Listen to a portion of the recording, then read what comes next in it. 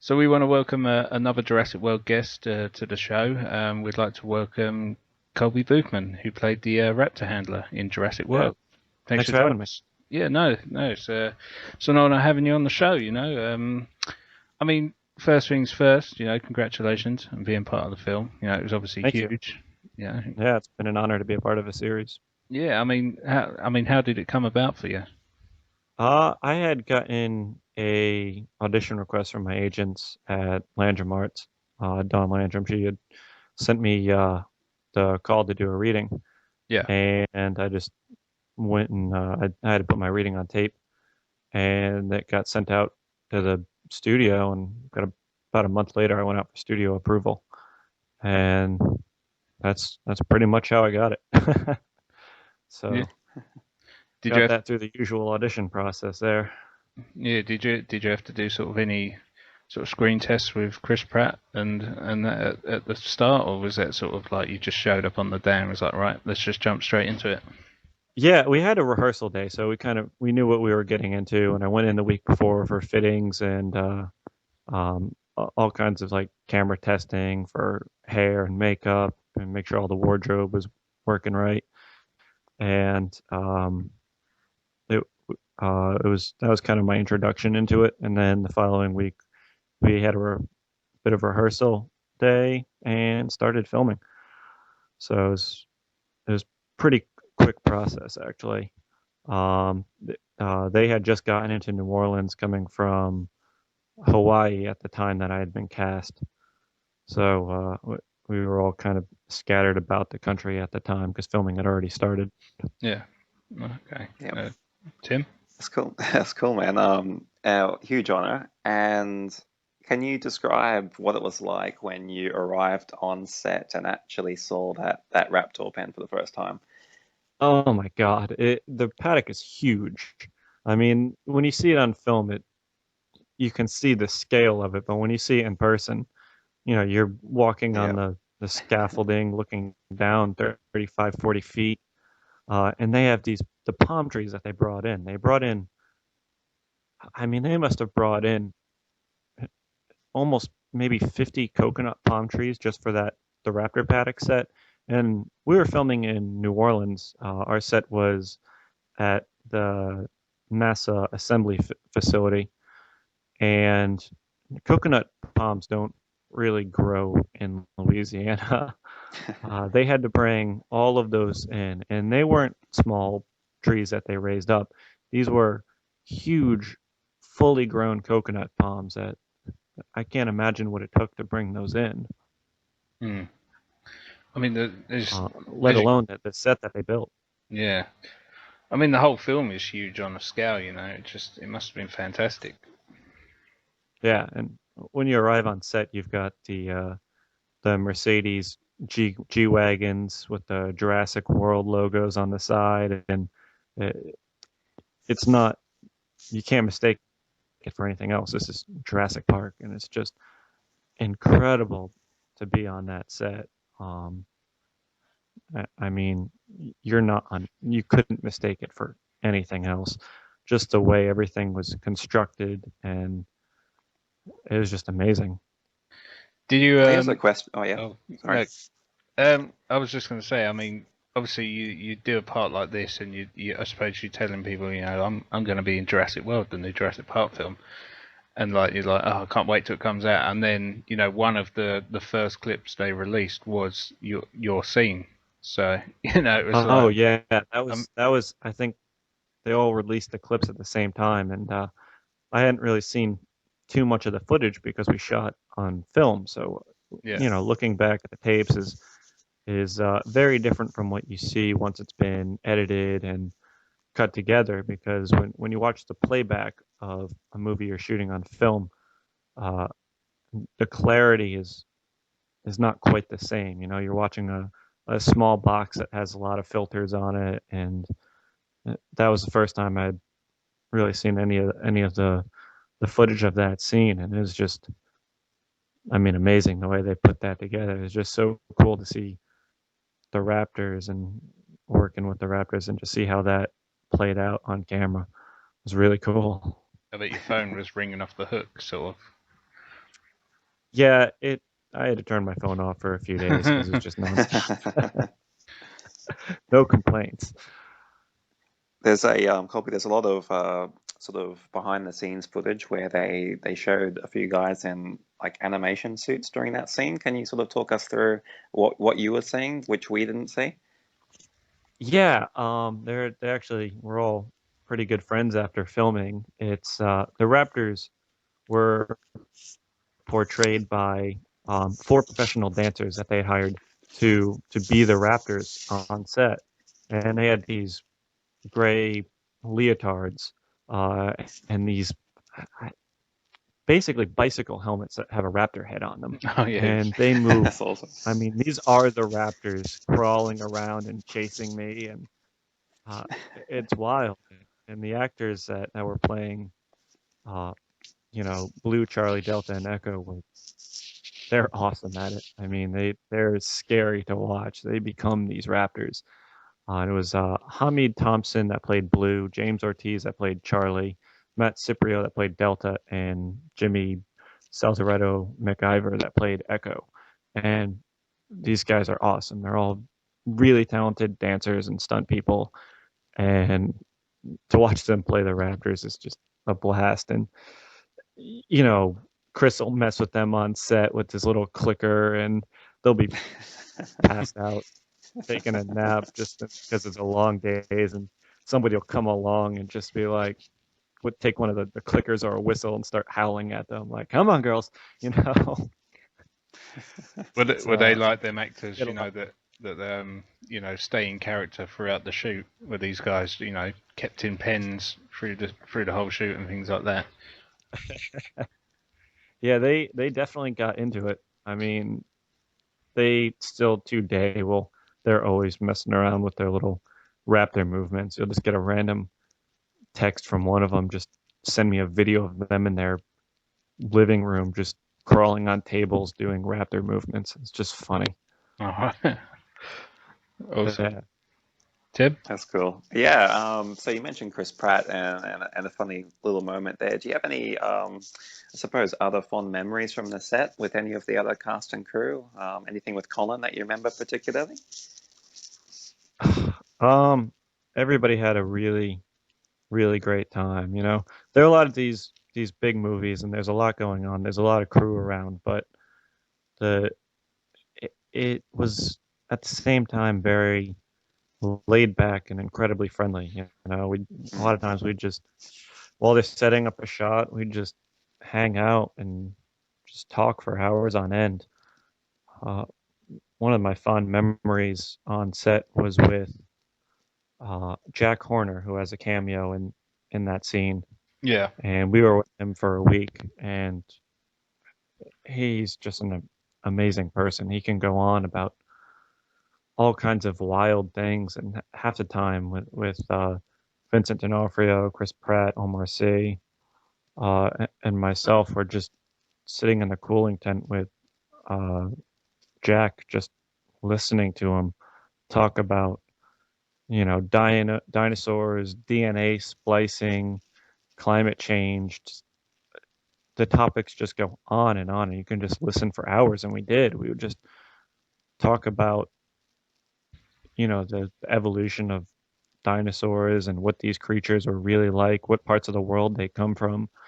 At the time, he was doing a lot of work on the Velociraptors, which I want to say they come from Malaysia. I could be wrong. I can't remember exactly where a lot of the Velociraptors come from. And he was just talking about um, the traits that the actual Velociraptors had, and the way they would hunt, and how vicious these creatures were, as well as some interesting stories with while they were filming Jurassic Park, the dinosaur community looked at the raptors and said that they were unrealistic, and complained about how raptors were not the size that you saw on the film. And Yeah. just before the Yeah. release, they found the Utah raptors, which are exactly what you see in the movie. So that certainly made Steven Spielberg and everybody really happy that right before the film release, they uncovered exactly what you see in the movie. Well, I like Kind of did the film justice. I think it was Horner himself who said, Utah Raptor doesn't sound very menacing. It doesn't sound as menacing as Velociraptor, so that's why they sort of adopted the name Velociraptor instead of Utah Raptor in sort of like the final film. Oh yeah, that's a really cool name, Velociraptor, as it is. Yeah, yeah. I mean, it must have been quite surreal, sort of just as you said, sitting there just having a chat with these guys. I mean, did you get to hang out with Phil Tippett? 'Cause I know he has a little cameo in that scene as well. You can see him in the background, sort of sweeping something up. I didn't really get to talk to Phil at all. Spent a lot of time with Jack mostly. Yeah. And I saw him quite recently at the Museum of the Rockies, the day after we premiered the film in Los Angeles. Myself and a few others flew to Bozeman, Montana, to the Museum of the Rockies showing, and it was a benefit for the museum, and it's really, really great seeing Jack there as well. And he gave us a private tour of the museum, took us downstairs into the research facility and into the dinosaur vault, which is the largest collection of dinosaur fossils in the world. And I mean, it's just stacks and stacks and drawers of dinosaurs. I mean, you can open up a drawer and there's a full dinosaur just in pieces in a plastic bin, and everything you could possibly imagine. It's so cool to see the process of dinosaurs being unearthed. I think a lot of people don't necessarily know how much work goes into making these dinosaur skeletons. They're not in dust and sand that's sometimes portrayed in films. These bones are embedded in millions of year old rock. Yeah. And it's solid. They have to chisel away at this rock. And when you're at the museum, you can see the process from being shipped in to being chiseled out to final completion and set up. And it takes years of work to be able to unearth these bones. Hats off to them, because they have all the patience in the world to be able to work on one fossil for 3 years and only be halfway done, Yeah, I think it's the same sort of like filmmaking as well, isn't it? It's not just filming something and then it's done, is it? It's just a long, drawn out process, but the end product is rewarding, Yeah, and I mean, for film, I completely understand that. Starts as a script, and then you go into pre-production, and that might take, well, who knows how long that'll take. You could film the film, and then once you wrap it, straight to post-production and editing and sound and visual effects. There's so much. That's one of the things that I personally love about film is you can never know everything. There's always something new to learn. There's something new to catch your fascination and imagination. It's just an endless process, and it's very rewarding to learn about. And you haven't just been in film. You've also got your character in the new Lego game. Yeah, that is. I mean, I love seeing that as much as I see the movie. To see my character created in Lego is just so cool. And then you can unlock the character, and you can walk around Jurassic World on the main street as my character. They gave him the name Dion in the game. It's so much fun. I've been playing the game. I haven't had too much time to play it, but it's a lot of fun. And anybody who likes the films and likes Lego, definitely check out the game. Oh yeah, sure. I mean, we were speaking to Ty Simpkins last week, and he said one of the most rewarding things of the whole experience is seeing himself as a Lego character, and Colin as well. It seems everyone likes to be made into a Lego character.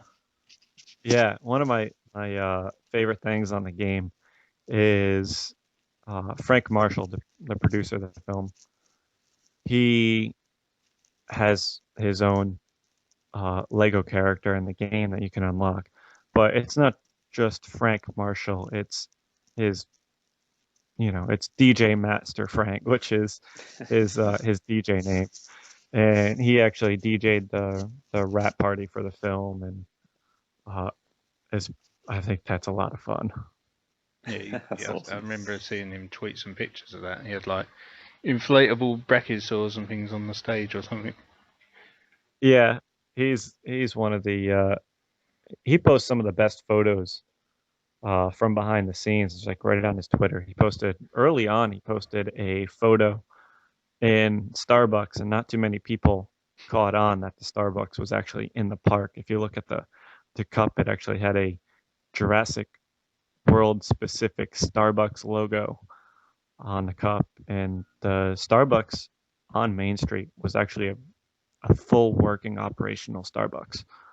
The Main Street set is the most wild, crazy thing I've ever seen and probably ever will see in my entire career.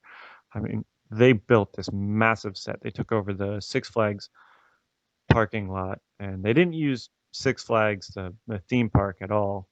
They used a parking lot because it's such a wide open flat space that they were able to build their massive uh, Jurassic World park in, and they brought it to life. The behind the scenes for the Main Street set is just amazing. The amount of work that went into creating that. They started building out the sets 6 months before anybody even got there to film. I think they started building around December or January, and filming didn't start in New Orleans until June. And even then, they were still working on the sets. Mm. They're huge. The Main Street set, to be able to walk in that, I didn't work on the Main Street set, but obviously when we had the chance to walk around the set while they were actually filming and using the set, there must have been at least 800 to 1,000 extras walking around, and people wearing Jurassic World shirts and carry around Oakley sunglasses bags, and there's a Jump Juice, a Starbucks, an IWC watch shop, the Samsung Innovation Center fountains, a full massive dinosaur skeleton, and a two-story Margaritaville. I mean, Yeah. you look around everywhere, and there's just so much detail that people don't even notice. Like the steakhouse was It's a kind of styled Winston's, after wasn't like a Morton's, but it was called Winston's. it? Yeah. And you can go into the detail further, and you look at the menus, and one of the at the top of the menu is Chilean sea bass, which is a reference to the original film. Yeah. The amount of detail that the artists put into this film is just jaw dropping. Like in the Raptor paddock, Yeah. there are these little clipboards that have InGen. It's an InGen security checklist, like the do's and don'ts of the Raptor paddock, and they're just so funny to read. Like somebody has to create all this, and it'll never get seen on camera. Nobody will ever notice the incredible. I mean, it all comes the together background to detail. create the finished product that we saw, but to be able to see it in person, you can really, really appreciate the amount of work that went into it, because these artists, this Jurassic World was made by fans, Yeah. for the fans. Yeah. Everybody put their heart into it, and it really shows. I mean, we had Ed Varro, who was the production designer, about 5 episodes back, and he was saying basically went into great detail about, putting all into it, not just making a set, but making a real live place, and he went into detail about the raptor pen, making it look like a proper animal cage as opposed to, just a fence like that would have, some zoo animals in. And it's great. I mean, when you're walking around, say like the Main Street, did it actually feel like you were almost like walking down sort of Main Street in Disneyland, or what they call it? What it Universal reminded me the most of is Universal Studios in Orlando, the City Walk. Yeah, that's what it reminded me the most of, and I think it'd be really cool if they just renovated City Walk into the Jurassic World Main Street. Uh, That'll be cool. a lot of it's all the same shops anyway. You've got your Margaritaville and several other shops, and I love the way that they did it. You know, it wasn't done to for advertisement's sake. It was done because if there was a real park, this is what it would be like. Yeah, Just like when Yep. you go to Disney or Universal Studios, there'd be that's all Coca-Cola there. And banners and if it everything went around, there, wouldn't there? it wouldn't feel right if it didn't have all that. And Yeah. that's what made it so real. Walking on the set was just the amount of detail, realism that they brought to the set. Oh, fantastic. That's Well, amazing.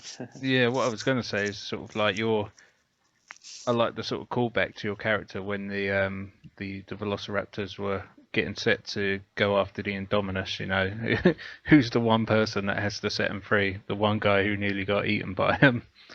I think when it cuts up to your character holding the button, I think I see a few screenings, and every time like people were chuckling, like just seeing you back up there, like, oh, these guys almost tore me to shreds, and now I've got to let them loose. Yeah, he's not a quitter. Yeah. I had very mixed feelings about letting the Raptors loose, but obviously it wasn't my call. Yeah. Actually, to carry on from that, Colby, I was wondering, we don't get to see you in the film after that. So, do you have your own little backstory about, what you went up to? Did you join the others in the evacuation, or? That it hasn't really been told what happens. It's kind of just assumed that I might have gotten out, or it's kind of left up to imagination, and we'll see what the future brings. Obviously, I think we'd all love to come back for a sequel, and they haven't killed me on screen. I certainly wouldn't mind being killed on screen. It means being in another film.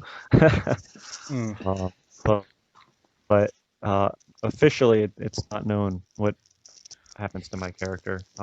Mystery. In the video game, I assume that I survive. Yeah. You never know what the Yeah. sequels may bring. So. And Yeah, that's we'll another see. exciting thing as well, that the success of the film Jurassic World was so great that I think within a month or two they already announced a date for a sequel, which is just amazing. Oh, they announced that immediately. I think like that weekend or something. Like a week later, they announced it. Yeah. Yeah, and I'm excited to see that. That's going to be another great film. I think Colin is going to be writing and had some hand into that film. Yeah. I know him and Derek will be writing and producing. So yeah, it's in good hands. Yeah. Yeah. Yeah, I mean, absolutely. I mean, yeah. I've When worked with a you're lot of directors, and yeah. Awesome. is Sorry, there- when you've been answering your questions, you seem to bring up a lot of nostalgia. So can we be safe to assume that you grew up with the Jurassic films like anyone else?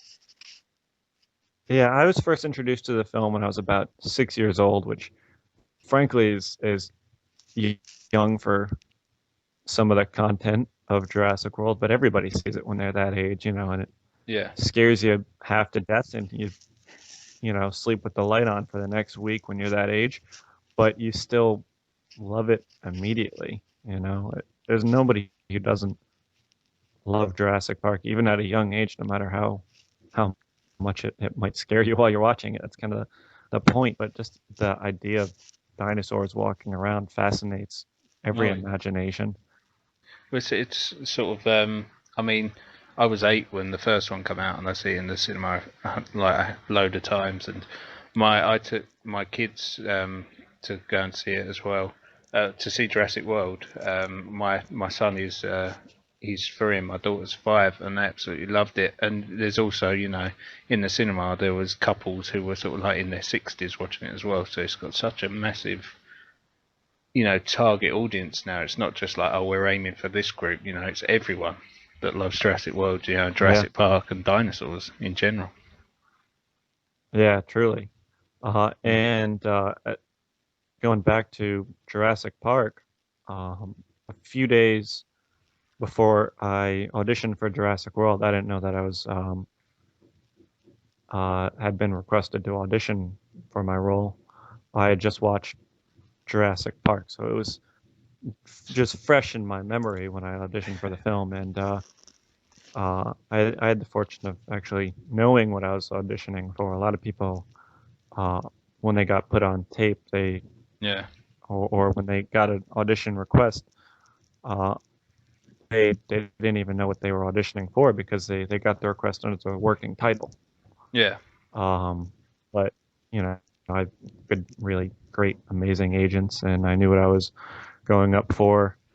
And one of the fun things about the audition is you're auditioning for a scene that has parallels to the role that you're actually auditioning for. The audition itself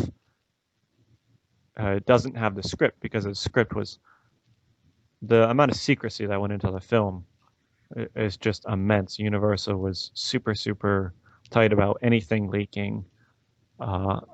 And so even people, auditioning for the film had no idea what they were auditioning for, let alone the actual content. But you can see the parallels and you can see what they're trying to capture. And in my audition and a lot of my character, I studied a lot of Lex's character from Jurassic Park, and I tried to bring a bit of that youthful feel into the character that Ariana Richards played. I can sort of see that, when your character is, when Chris Pratt's character says, close the gate, and Marcel's character says, are you crazy? And you're like, just shut the gate. It reminds me a lot of the, when they're in the tree in the first film, and the Brachiosaur comes along. Yeah. And Grant sort of climbs down towards it, and Lex is like, oh, go away, Yeah, it's just, that the character just doesn't want to be there. It's like, how did I get into this mess, and how do I get out of it? Yeah. All right, Tim, do you have anything else you want to ask Colby before we wrap? Just, good luck with the near future. Are you working on anything in the not too distant future that you can announce? Sorry. Well, one of the things I'm really excited for is I worked on Star Wars Battlefront, which is the game, the huge game it's getting put out and releases next month. The beta is actually going on right now. Well, the beta dropped in the UK last night, and I've been playing a massive amount of it. It's absolutely fantastic. Yeah. But yeah, I worked on that game. Many thanks to Nick Gillard, the stunt coordinator of Star Wars prequels, who I've been working for years, and I've had a great opportunity to do so, and I love the Star Wars choreography.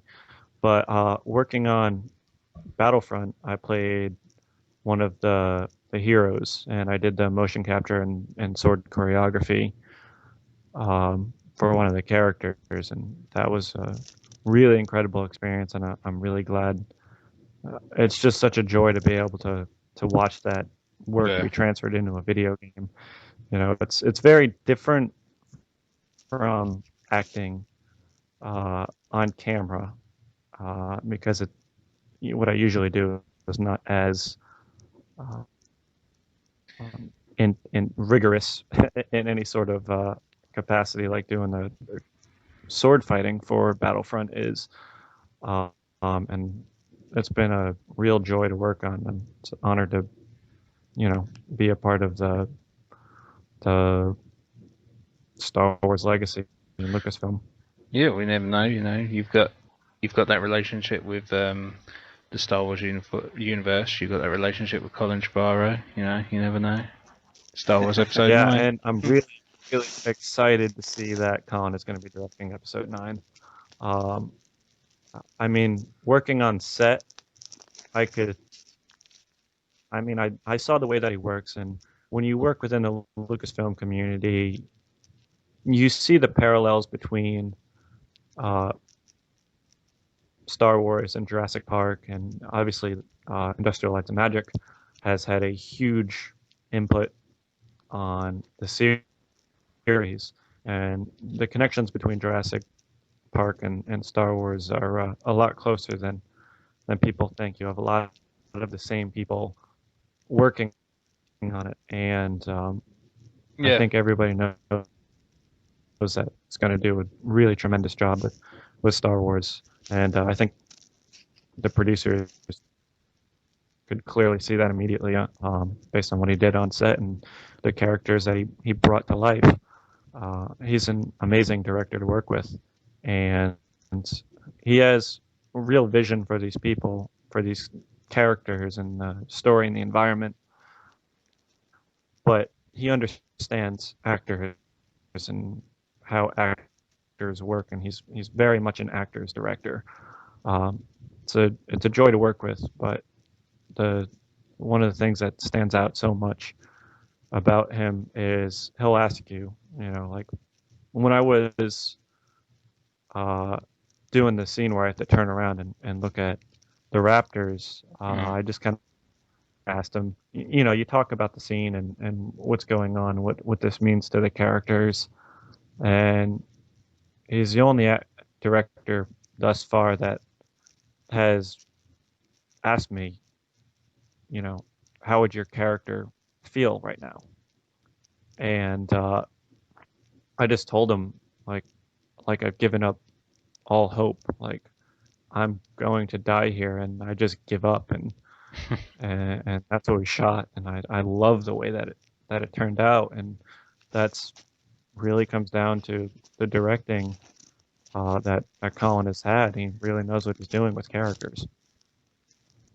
Yeah. Yeah. That's awesome.